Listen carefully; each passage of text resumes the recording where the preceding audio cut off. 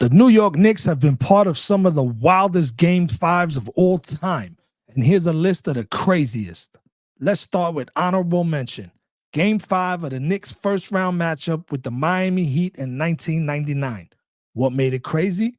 Just 1 year after the 7th-seeded Knicks upset the 2nd-seeded Heat in the first round, they faced off again, only this time the Knicks were the 8th seed and the Heat were the heavily favored 1 seed. With the series split, it all came down to a decisive Game 5.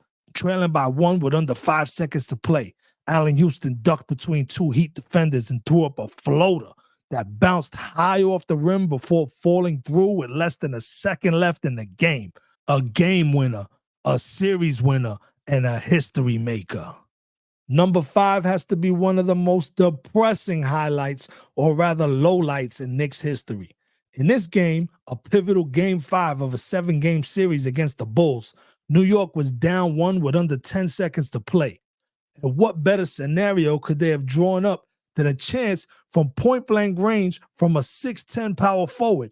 Make that 4 chances.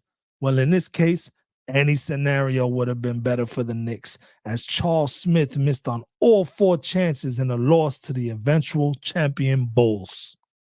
Number 4 is crazy because there's never been a situation in basketball, or perhaps in any sport, where a non-player plays such a huge role. In Game 5 of a 94 playoff matchup with the Pacers, the Knicks had a sizable lead when New York superfan Spike Lee decided to start shit-talking to Reggie Miller. The trash talk apparently lit a fire under the Pacers star, who had dropped 25 fourth-quarter points, all while talking trash to Lee and leading the Pacers to a come-from-behind win. Number 3. In 1994, Michael Jordan was playing baseball and the Knicks smelled blood. But late in a pivotal Game 5 against the Bulls, it looked like the Knicks were in big trouble. Trailing by 1 with just seconds to play, the Bulls collapsed on John Starks, who whipped a pass to a wide-open Hubert Davis at the top of the key. Davis took a shot and missed, but referee Hugh Hollins called a shooting foul on Scottie Pippen.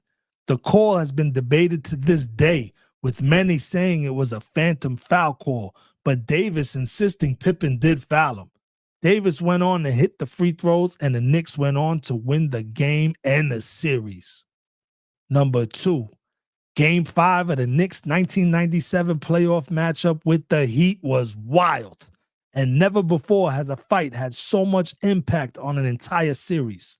Charlie Ward and P.J. Brown were devout Christians who prayed together before the game, so nobody would have expected the two of them to start a brawl. But that's exactly what happened in the final seconds of a Heat win.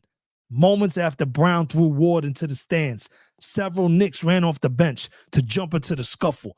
The Knicks still had a 3-2 lead in the series, but would see 5 players suspended over the next 2 games and would end up losing the series after being up 3-1. Ouch.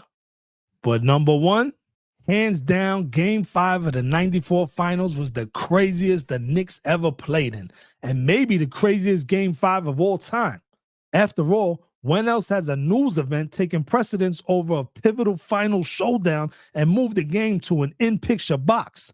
In Game 5 between the Knicks and the Rockets, the broadcast was interrupted so that NBC and its local affiliates could show footage of O.J. Simpson and Al Collins, AC, driving in a white Ford Bronco across LA highways with fans cheering them on and the entire LAPD chasing them.